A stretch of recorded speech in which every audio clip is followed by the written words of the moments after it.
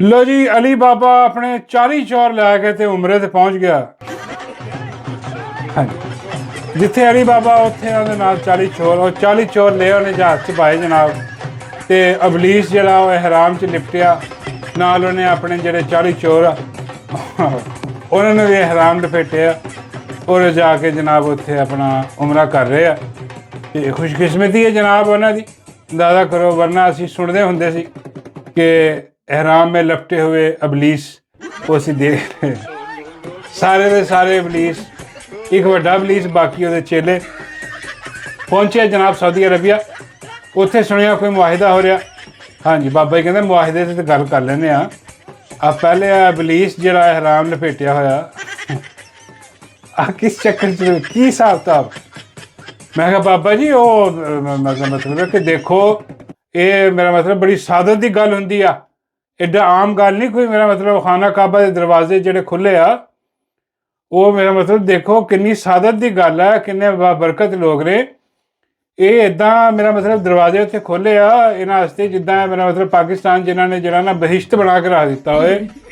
ਪਾਕਿਸਤਾਨ 'ਚ ਇਹਨਾਂ ਨੇ ਗਰੀਬਾਂ ਦੀ ਜਿਹੜੀ ਆ ਉਹ ਮਦਦ ਕੀਤੀ ਹੋਏ, ਉਹ ਜਨਾਬ ਉੱਥੇ ਸਸਤਾ ਕਰ ਦਿੱਤਾ ਕੰਮ ਸਾਰਾ, ਮਹਿੰਗਾਈ ਖ਼ਤਮ ਕਰ ਦਿੱਤੀ, ਬਿਜਲੀ ਮੁਫਤ ਕਰਤੀ ਅਗਲਿਆਂ ਨੇ, ਪੈਟਰੋਲ ਤਾਂ ਵੈਸੇ ਹੀ ਸਬੀਲ ਲਾ, ਜਗ੍ਹਾ ਜਗ੍ਹਾ 'ਤੇ ਸਬੀਲਾਂ ਲਾ ਕੇ ਬੈਠਿਆ ਕਿ ਆ ਪੈਟਰੋਲ ਪਵਾ ਲਓ ਮੁਫਤ ਦੇ ਵਿੱਚ, ਕੋਈ ਲੈ ਜਾਓ ਸਾਡੇ ਕੋਲੋਂ। ਹਾਂਜੀ, ਇੰਨਾ ਹੋਰ ਮੇਰਾ ਮਤਲਬ ਖੇਤ ਖਲਿਆਣ ਜਿਹੜੇ ਆ ਉਹ ਸੋਨਾ ਉਗਲ ਰਿਹਾ, ਆਟਾ ਫਰੀ, ਦਾਲ ਚੀਨੀ ਹਰ ਚੀਜ਼ ਮੁਫਤ ਮਿਲ ਰਹੀ ਪਾਕਿਸਤਾਨ 'ਚ।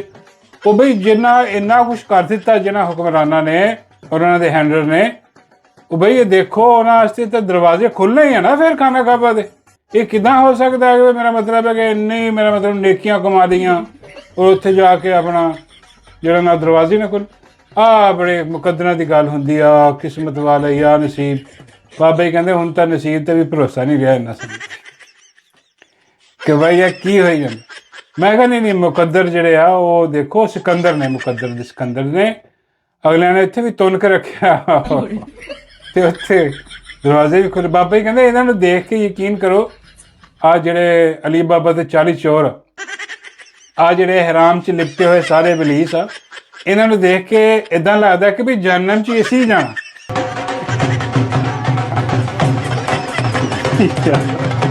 ਅੱਲਾ ਮਾਫ ਕਰੇ, ਬਾਬਾ ਜੀ ਦੀ ਗੱਲ ਠੀਕ ਲੱਗਦੀ। ਬਾਬਾ ਜੀ ਕਹਿੰਦਾ ਕਸਮ ਵਾਲੀ ਗੱਲ ਹੈ, ਕੀ ਹੁਣ ਇਦਾਂ ਲੱਗਦਾ ਕਿ ਵੀ ਜਹੰਨਮ ਸਾਡੇ ਨਾਲ ਹੀ ਭਰੀ ਜਾਣੀ ਆ।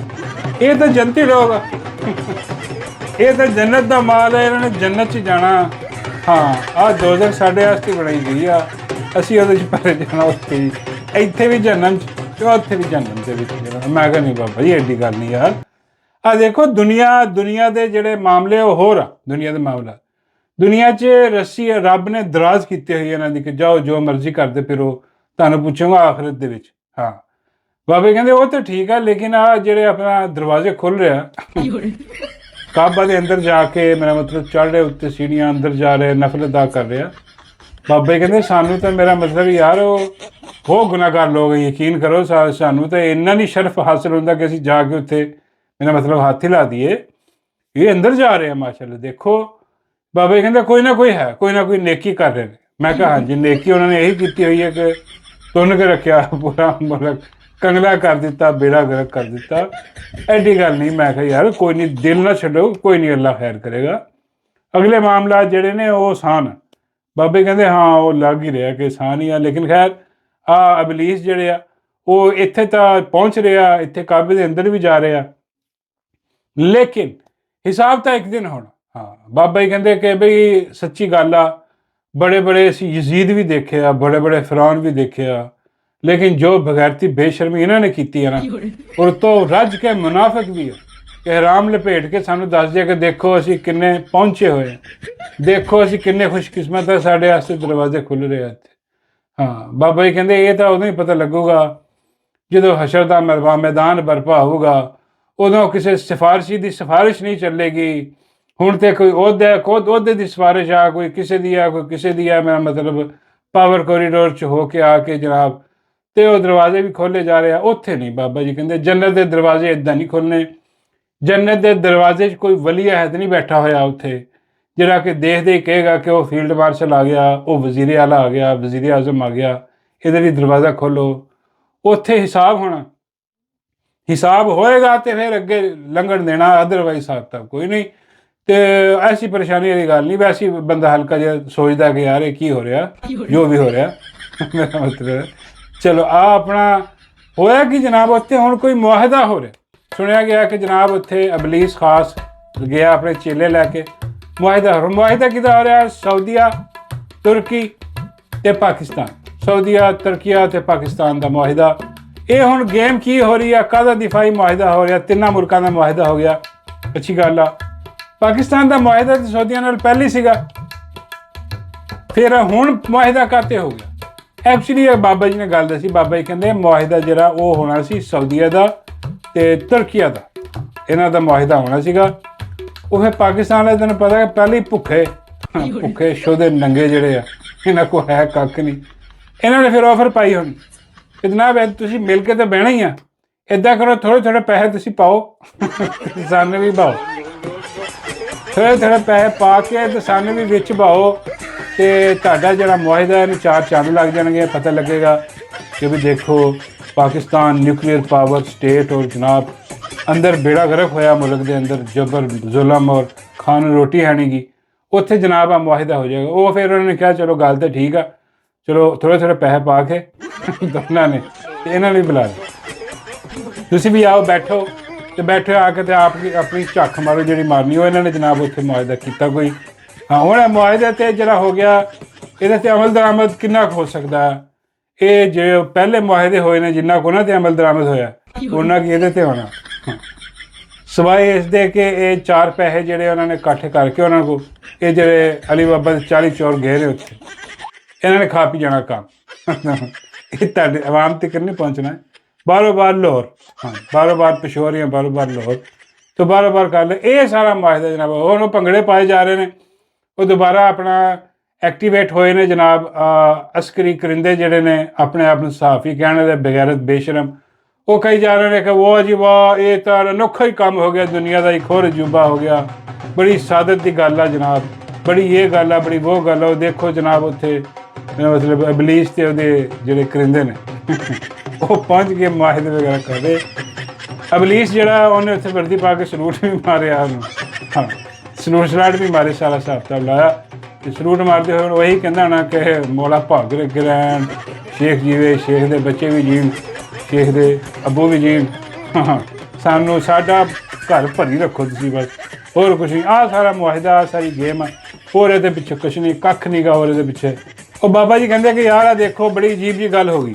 ਮੈਂ ਕਿਹਾ ਕੀ? ਬਾਬਾ ਜੀ ਕਹਿੰਦੇ ਯਾਰ ਅਲੀ ਬਾਬਾ ਦੇ 40 ਚੋਰ ਆਪ ਚਲਾ ਗਿਆ ਤੇ ਚੋਰਾਂ ਦੀ ਮਾਂ ਨੂੰ ਨਹੀਂ ਨਾਲ ਲੈ ਗਏ। ਆਹ ਕੀ ਚੱਕਰ ਯਾਰ, ਆਹ ਜ਼ਿਆਦਤੀ ਆ।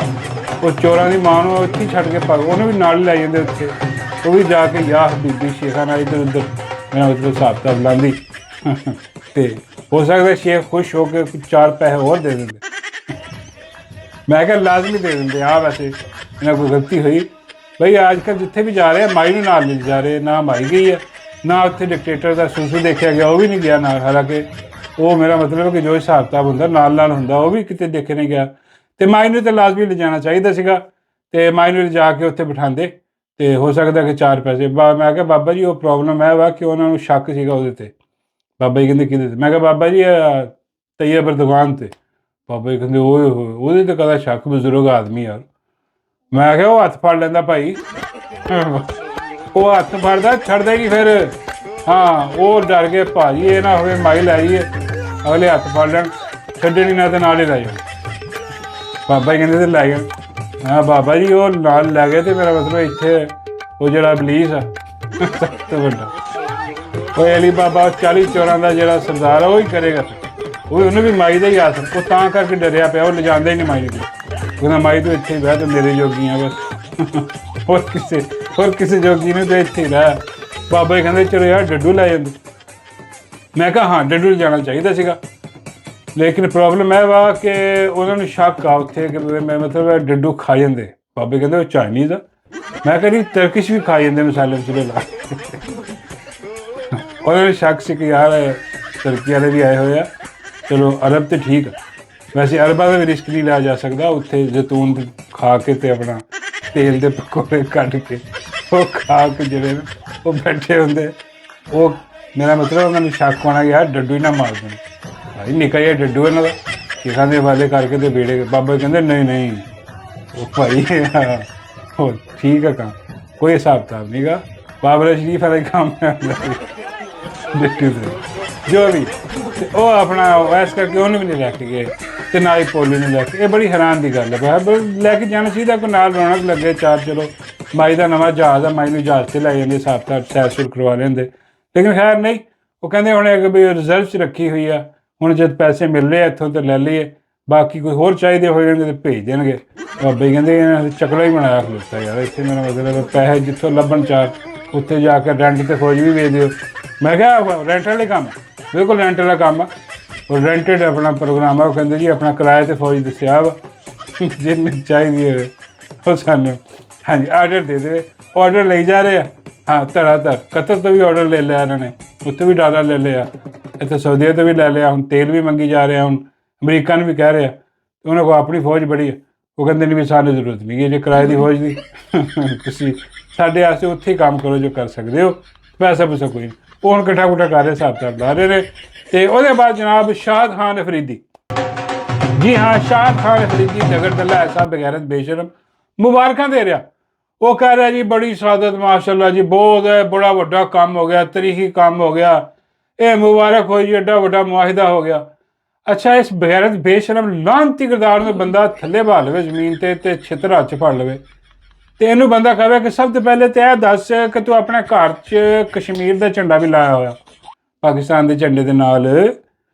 ਕਸ਼ਮੀਰੀਆਂ 'ਤੇ ਇੰਨਾ ਜ਼ੁਲਮ ਹੋ ਗਿਆ, ਜਬਰ ਹੋ ਗਿਆ, ਉੱਥੇ ਸ਼ਹੀਦ ਕਰ ਦੇ ਗਏ ਉਹਨਾਂ ਦੇ, ਹਜੇ ਵੀ ਉਹ ਬਾਹਰ ਖੜੇ, ਕਸ਼ਮੀਰੀ ਘਰੋਂ ਬਾਹਰ ਆ, ਇhtਜਾਜ ਕਰ ਰਿਹਾ। ਬਈ ਉਹਨਾਂ ਦੇ ਬਾਰੇ 'ਚ ਕੋਈ ਹਜੇ ਤੱਕ ਕੋਈ ਗੱਲ ਕਿਉਂ ਨਹੀਂ ਕੀਤੀ? ਪਹਿਲੇ ਤਾਂ ਬੜਾ ਕਸ਼ਮੀਰ, ਹੁਣ ਕੀ ਹੋਇਆ? ਹੁਣ ਕੀ ਹਿਸਾਬ ਕਿਤਾਬ? ਕੋਈ ਗੱਲ ਕਿਉਂ ਨਹੀਂ ਕੀਤੀ? ਹੁਣ ਆ ਕੇ ਕੋਈ ਬਿਆਨ ਦੇ, ਜੋ ਉਹਨਾਂ 'ਤੇ ਜ਼ੁਲਮ ਜਬਰ ਹੋ ਰਿਹਾ ਉਹਦੇ 'ਤੇ ਕੋਈ ਗੱਲ ਕਰ, ਬਗੈਰਤਾ ਬੇਸ਼ਰਮਾ। ਬਾਅਦ 'ਚ ਤਾਂ ਮੁਬਾਰਕ ਦਈ ਇਹਨਾਂ ਨੂੰ, ਲੇਕਿਨ ਐਸਾ ਖੋਤੀ ਦਾ ਬੱਚਾ ਅਫਰੀਦੀ, ਹਾਂ ਉਹਨੂੰ ਪਤਾ ਹੈ ਕਿ ਬਈ ਜੇ ਇੱਥੇ ਮੈਂ ਬਿਆਨ ਦੇਣ ਦੀ ਕੋਸ਼ਿਸ਼ ਕੀਤੀ, ਹਾਂ ਅਤੇ ਜਿਹੜੀ ਰੋਜ਼ੀ ਰੋਟੀ ਲੱਗੀ ਹੋਈ ਹੈ ਇੱਥੇ ਮੁਫਤਾ ਲੱਗਾ ਹੋਇਆ ਉਹ ਵੀ ਵੜ ਜਾਣਾ, ਕਿਉਂਕਿ ਟਾਊਟ ਆ ਬੜਾ ਵੱਡਾ ਹਰਾਮਜ਼ਾਦਾ, ਖੰਜ਼ੀਰ 2 ਨੰਬਰ ਆਦਮੀ ਹੈ, ਬਕਾਊ ਆਦਮੀ ਹੈ। ਦਫਾ ਲਾਨਤ ਮੇਰੇ ਮੈਂ ਗੱਲ ਦਿਲ ਤੇ ਕਰਦਾ ਕਿ ਵੱਡੀਆਂ ਗਾਲਾਂ ਕੱਢੋ, ਲੇਕਿਨ ਮੈਂ ਕੱਢਦਾ ਨਹੀਂ। ਚਲੋ ਤੁਸੀਂ ਤੁਹਾਡੇ ਦਿਲ 'ਚ ਜੋ ਹੋਏ ਤੁਸੀਂ ਕੱਢ ਲਓ। ਕੈਸਾ ਬੇਸ਼ਰਮ ਬੇਗੈਰਤ ਆਦਮੀ ਹੈ, ਕੋਈ ਗੱਲ ਨਹੀਂ, ਸਨਾਟਾ ਕਸ਼ਮੀਰ ਦੇ ਮਾਮਲੇ 'ਚ ਕੋਈ ਗੱਲ ਨਹੀਂ, ਲੇਕਿਨ ਆ ਕੇ ਮੁਬਾਰਕਾਂ ਦੇ ਰਿਹਾ। ਵੀ ਇੱਕ ਟਵੀਟ ਕੋ ਉਹਦੇ ਉਸ ਮਾਮਲੇ 'ਚ ਵੀ ਕਰਦੇ ਨਹੀਂ, ਉਹਦਾ ਨਹੀਂ ਕਰੀ, ਕਿਉਂਕਿ ਇਜਾਜ਼ਤ ਨਹੀਂ ਆ। ਜਿੱਥੇ ਕਰਨਲ ਜਨਰਲ ਦੀ ਇਜਾਜ਼ਤ ਨਹੀਂ ਉੱਥੇ ਕੁਛ ਨਹੀਂ ਹੋ ਸਕਦਾ। ਜਿੱਦਾਂ ਇਹ ਬਗੈਰਤ ਬੇਸ਼ਰਮ ਲਾਹਨਤੀ ਕਿਰਦਾਰ ਜਿਹੜਾ ਉਹ ਇਹਨਾਂ ਦਾ ਜਨਰਲਾਂ ਦਾ ਬੰਦਾ ਵਾ ਹਰਾਮਜ਼ਾਦਾ, ਉੱਦਾਂ ਹੀ ਜਿਹੜੇ ਆ KP ਦੇ ਵਿੱਚ ਬੈਠੇ ਉਹ ਵੀ ਹਰਾਮਜ਼ਾਦੇ, ਸਾਰੇ ਦੇ ਸਾਰੇ ਆ ਜਰਨੈਲਾਂ ਦੇ ਆ ਉਹਨਾਂ ਦੀ ਨੌਕਰੀ ਕਰ ਰਹੇ ਆ, ਖੰਜ਼ੀਰ ਬਗੈਰਤ ਬੇਸ਼ਰਮ। ਹੁਣ ਖਬਰ ਆ ਰਹੀ ਆ, ਉਹ ਵੀ ਸਾਨੂੰ ਆਪਣਾ ਸ਼ਹਿਬਾਜ਼ ਗਿੱਲ ਸਾਹਿਬ ਦੱਸ ਰਹੇ ਕਿ ਉਹਨਾਂ ਦੇ ਸੋਰਸਿਸ ਦੱਸ ਰਹੇ ਆ ਕਿ ਜਨਾਬ ਆ ਜਿਹੜਾ ਐਲਾਨ ਹੋਇਆ ਇਸ ਤੋਂ ਪਹਿਲੇ ਸੁਹੇਲ ਅਫਰੀਦੀ ਦੀ ਮੀਟਿੰਗ ਹੋਈ ਆ ਇੱਕ, ਹਾਂਜੀ ਕਹਿੰਦੇ ਕਿਹਾ ਜਾ ਰਿਹਾ ਕਿ ਕੋਰ ਕਮਾਂਡਰ ਨਾਲ ਮੀਟਿੰਗ ਹੋਈ, ਨਾਲ ਮੋਹਸਿਨ ਨਕਵੀ ਵੀ ਬੈਠਾ। ਅੰਦਾਜ਼ਾ ਕਰੋ ਕਿਸ ਕਦਰ ਗੇਮਾਂ ਖੇਡੀਆਂ ਜਾ ਰਹੀਆਂ, ਕਿਸ ਕਦਰ ਬਗੈਰਤੀ ਬੇਸ਼ਰਮੀ ਕੀਤੀ ਜਾ ਰਹੀ ਹੈ। ਔਰ ਹੁਣ ਕਿਹਾ ਜਾ ਰਿਹਾ ਕਿ ਇਹ ਜਿਹੜੀ ਡੇਟ ਦਿੱਤੀ ਹੈ ਨਾ ਆਪਣਾ 27 ਸਤੰਬਰ ਦੀ, ਔਰ ਲੌਂਗ ਮਾਰਚ ਦਾ ਜਿਹੜਾ ਕਿਹਾ, ਇਹਦਾ ਮੇਨ ਟਾਰਗੇਟ ਜਿਹੜਾ ਵਾ ਨਾ ਉਹ ਆ ਜਨਾਬ ਸੋਸ਼ਲ ਮੀਡੀਆ, ਕਿਉਂਕਿ ਇਹਨਾਂ ਨੂੰ ਪਤਾ ਸੀ ਕਿ ਬਈ ਇੱਦਾਂ ਦੀ ਅਸੀਂ ਗੰਦੀ ਕਾਰਵਾਈ ਕਰਾਂਗੇ, ਇੱਦਾਂ ਦਾ ਅਸੀਂ ਬਗੈਰਤੀ ਬੇਸ਼ਰਮੀ ਕਿਸਮ ਦੀ ਅਸੀਂ ਕੋਲ ਦੇਵਾਂਗੇ 2 ਮਹੀਨੇ ਬਾਅਦ ਦੀ, ਔਰ ਉਹ ਵੀ ਲੌਂਗ ਮਾਰਚ ਦੀ, ਹਾਂ ਅਤੇ ਉਹ ਫਿਰ ਸਾਨੂੰ ਪੈਣਗੀਆਂ ਗਾਲਾਂ। ਫਿਰ ਸਾਨੂੰ ਜਦੋਂ ਬਾਹਰ ਬੈਠੇ ਯੂਟਿਊਬਰ ਜਿਹੜੇ ਆ, ਉਸ ਪਾਕਿਸਤਾਨ ਦੇ ਵਿੱਚ ਤਾਂ ਕੋਈ ਬੋਲਦਾ ਨਹੀਂ, ਕਿਸੇ ਦੀ ਹਿੰਮਤ ਨਹੀਂ, ਉੱਥੇ ਚੁੱਕ ਕੇ ਲੈ ਜਾਂਦੇ। ਹੁਣ ਬਾਹਰ ਬੈਠੇ ਜਿਹੜੇ ਸਾਡੇ 'ਤੇ ਆ ਰਹੇ ਆ, ਤਨਕੀਦ ਕਰ ਰਹੇ ਆ, ਇਹਨਾਂ ਦਾ ਮੂੰਹ ਬੰਦ ਕਰਕੇ ਅਤੇ ਸਾਰੀ ਆਵਾਮ ਨੂੰ ਇਹਨਾਂ ਦੇ ਖਿਲਾਫ ਕਰਕੇ ਇਹਨਾਂ ਦਾ ਮੱਖੂ ਠੱਪਿਆ ਜਾਏ ਕਿ ਵੀ ਦੇਖੋ ਅਸੀਂ ਡੇਟ ਦਿੱਤੀ, ਹੁਣ ਰੰਗ 'ਚ ਭੰਗ ਪਾ ਰਿਹਾ, ਦੇਖੋ ਕੈਸੀ ਵੱਡੀ। ਉਹ ਬਈ ਤੁਸੀਂ ਬਗੈਰਤ ਬੇਸ਼ਰਮ, ਤੁਸੀਂ ਅਜੇ ਜੰਮੇ ਨਹੀਂ ਛੋਰੇ ਹੋ, ਜੋ ਵੀ ਮੇਰਾ ਮਤਲਬ ਹੈ, ਤੁਸੀਂ ਅਜੇ ਜੰਮੇ ਹੀ ਨਹੀਂ ਗਏ ਲਾਹਨਤੀਓ। ਅਸੀਂ ਇੱਥੇ ਬਹਿ ਕੇ ਆਹ ਜਿਹੜੇ ਸਭ ਤੋਂ ਵੱਡੇ ਫਿਰੌਨ ਅਸੀਂ ਇਹਨਾਂ ਦਾ ਮੁਕਾਬਲਾ ਕਰ ਰਹੇ ਹਾਂ, ਅਤੇ ਅਸੀਂ ਤਾਂ ਨਹੀਂ ਹਾਰ ਮੰਨੀ, ਤਾਂ ਨਹੀਂ ਥੱਕੇ। ਅਤੇ ਤੁਸੀਂ ਤਾਂ ਜਮਾ 4 ਦਿਨ ਹੋਏ, ਤੁਹਾਨੂੰ ਜਾਣਦਾ ਕੋਈ ਨਹੀਂ ਸੀ। ਆਹ ਜਿਹੜਾ ਸ਼ਫੀ ਜੈਕਸਨ ਆ ਹਰਾਮਜ਼ਾਦਾ, ਇਹ ਜਿਹੜਾ ਹੁਣ ਡਾਕਟਰ ਸ਼ਹਿਬਾਜ਼ ਗਿੱਲ ਦੇ ਖਿਲਾਫ ਵੀ ਬਕਵਾਸ ਵਗੈਰਾ ਕੀਤੀ ਆ ਕੇ, ਇਹਨੇ ਜਿਹੜਾ ਇਲਜ਼ਾਮਾਤ ਜਿਹੜੇ ਝੂਠੇ ਹੋਈ ਜਰਨੈਲੀ, ਉਹ ਜੀ ਆਪਣਾ ਉਹ ਮੋਬਾਈਲ ਫੋਨ ਜਿਹੜੇ ਆ ਜਨਾਬ ਉਹ ਆਪਣਾ ਚੋਰੀ ਕਰ ਲਿਆ, ਇਹ ਉਹ ਕਰ ਲਿਆ, ਇਹ ਘਟੀਆ ਅਗਲੀਜ਼ ਬਗੈਰਤੀ ਬੇਸ਼ਰਮੀ ਜਿਹੜੀ ਕੀਤੀ ਆ। ਉਹ ਬਈ ਤੇਰੀ ਟਕੇ ਦੀ ਔਕਾਤ ਨਹੀਂ। ਮੇਰੇ ਸਮੇਤ ਇਹਨੂੰ ਕੋਈ ਨਹੀਂ ਸੀ ਜਾਣਦਾ, ਇਹ ਹਰਾਮਜ਼ਾਦਾ ਸਬਜ਼ੀ ਵੇਚਦਾ ਹੁੰਦਾ ਸੀ। ਮਜ਼ਾਕ ਨਹੀਂ ਕਰ ਰਿਹਾ, ਇਹ ਸਬਜ਼ੀ ਵੇਚਦਾ ਸੀ ਦੁਕਾਨ ਤੇ ਸਬਜ਼ੀ ਵਾਲਾ, ਇਹ ਹਰਾਮਜ਼ਾਦਾ ਸਬਜ਼ੀ ਵਾਲਾ। ਐਸਾ ਕਰੋ ਸਬਜ਼ੀ ਵਾਲਾ ਉੱਠ ਕੇ ਮਿਨਿਸਟਰ, ਇਹਨੂੰ ਇਮਰਾਨ ਖਾਨ ਵੀ ਨਹੀਂ ਜਾਣਦਾ ਹੋਣਾ, ਐਲੋ ਫੜੋ ਦੱਸ, ਖਾਨ ਵੀ ਨਹੀਂ ਜਾਣਦਾ ਹੋਣਾ ਕਿ ਕੌਣ ਆ ਬੈ ਬੇਸ਼ਰਮ ਲਾਂਤੀ ਕਰਦਾ। ਆ ਸਬਜ਼ੀ ਵੇਚ ਰਿਹਾ ਸੀਗਾ ਬੈਠਾ ਉੱਥੇ, ਕਿਤੇ ਜਰਨੈਲ ਦੀ ਨਜ਼ਰ ਵਿੱਚ, ਜਰਨੈਲ ਕਿਤੇ ਗਿਆ ਉੱਥੇ, ਕੋਈ ਕਰਨਲ ਸੀ, ਜਨਰਲ ਸੀ, ਕਿਹੜਾ ਸੀ, ਉਹ ਗਿਆ ਜਾ ਕੇ ਸਬਜ਼ੀ ਦੀ ਦੁਕਾਨ ਤੇ, ਸ਼ੁਰੂ ਤੋਂ ਬੂਟ ਝਾਟਾ ਹਰਾਮਜ਼ਾਦਾ। ਇਹਨੇ ਜਾ ਕੇ ਉਹਦੇ ਦੇਖਿਆ ਕਿ ਵਰਦੀ 'ਚ ਬੰਦਾ, ਇਹਨੇ ਜਾ ਕੇ ਬੂਟ ਚੱਟੇ, ਬੂਟ ਚੱਟ ਕੇ ਸਬਜ਼ੀ ਪੈਕ ਕੀਤੀ, ਕਹਿੰਦਾ ਸਰ ਜੀ ਜ਼ਰੂਰਤ ਹੀ ਨਹੀਂ ਪੈਸੇ, ਮੈਂ ਤੁਹਾਡੇ ਬੂਟ ਚੱਟ ਰਿਹਾ।